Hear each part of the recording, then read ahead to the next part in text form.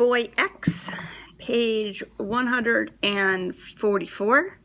There are 18 hours and 8 minutes until shutdown. The platform turned and bobbed as it was washed downriver, but they had already survived the worst of it. By the time Ash flipped the pallet and brought Isabel above water, the main course of the river had widened farther, and the current had spread across its width. This gave it more space to accept the heavy rainwater pouring off the mountain. "You all right?" Ash asked. Their faces were just an inch apart, their eyes locked together. "Yes, cut me loose." Unclipping the knife from his belt, Ash touched the razor-sharp blade to the ropes. "Hold tight."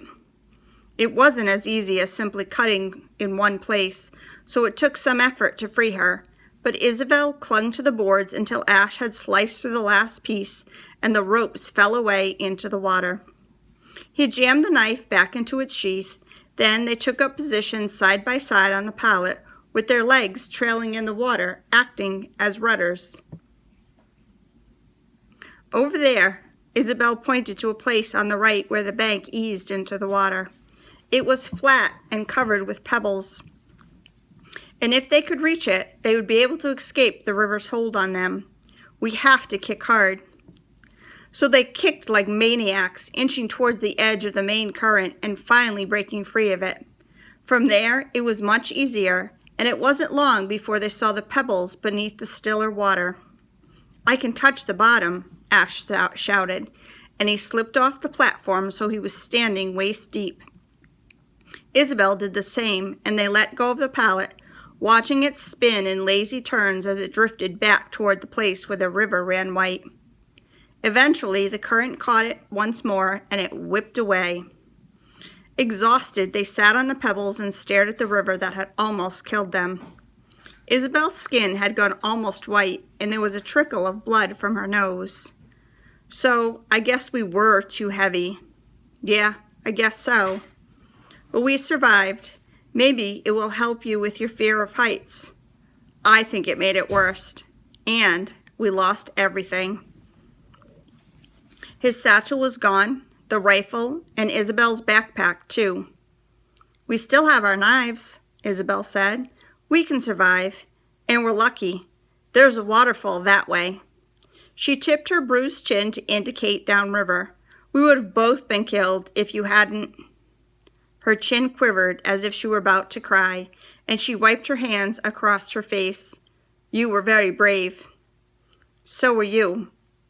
Seeing her bloodshot eyes made Ash think about Mom, and for a moment he was back in the lab, reading the message she had typed on the tablet computer.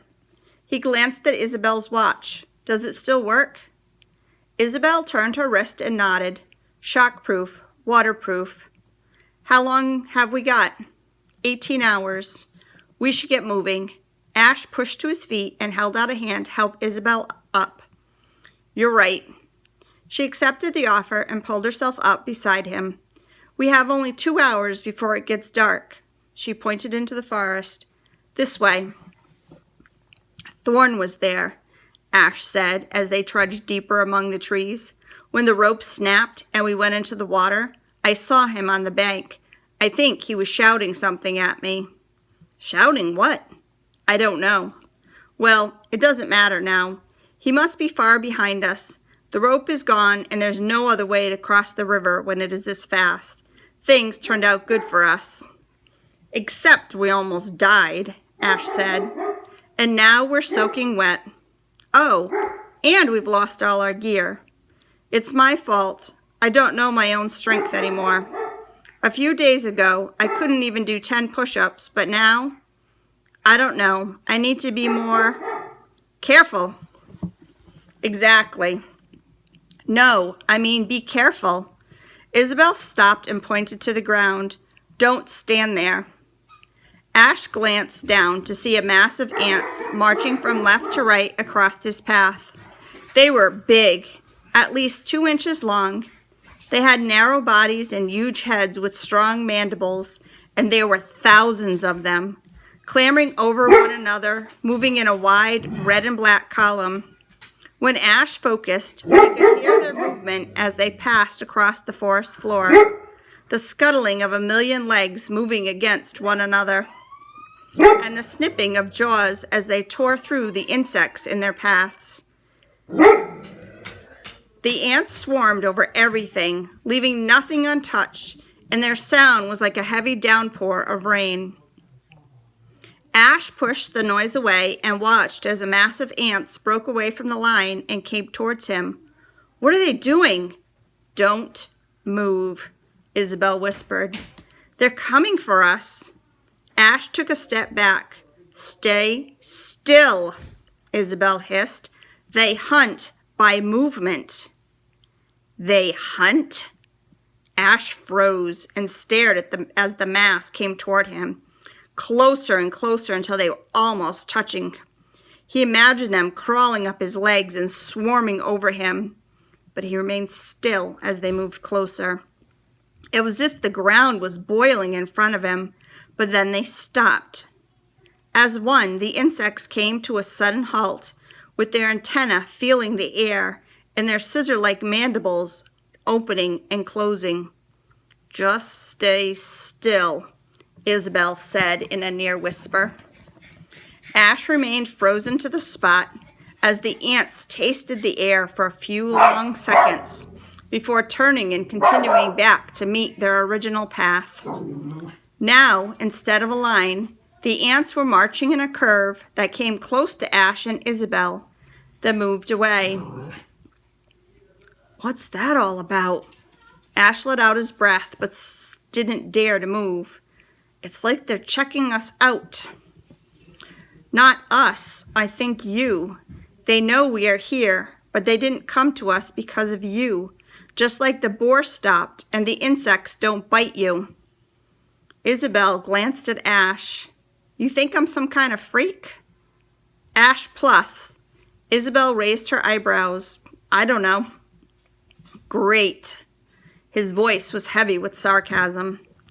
"It doesn't matter what you are. You are my friend, and you saved my life many times. In the biosphere, Thorn would have killed us. The boar, the river, and now the giant army ants." Isabel pointed to a mass of black writhing bodies at the base of a nearby tree. The ants were piling around one another, forming an enormous seething ball. "They make a nest out of themselves at night, then move on when the sun comes up." "Gross." "They're very dangerous," she said. "They eat everything in their way. Walking into an army of them would be like walking into a pool full of piranhas. I have heard of people leaving their villages because they have seen army ants coming, but here on Isla Negra, they are the biggest I have ever seen." It didn't surprise Ash. Everything on Black Island was bigger, stronger, and more dangerous than anywhere else. If you stand on them, they would cover you in seconds. Would they eat a person? If there are enough, they would eat anything. Isabel tore her eyes from the mass of insects. "Come, we must keep going." They took quiet, careful steps as they moved into the jungle, leaving the ants behind. Ash scanned up and down, afraid of what he was going to stand on, as well as what might fall on him from above. He would have been happy if he never saw another insect in his life.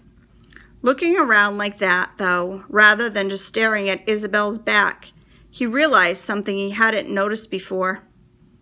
"Are we on a path?" "Yes.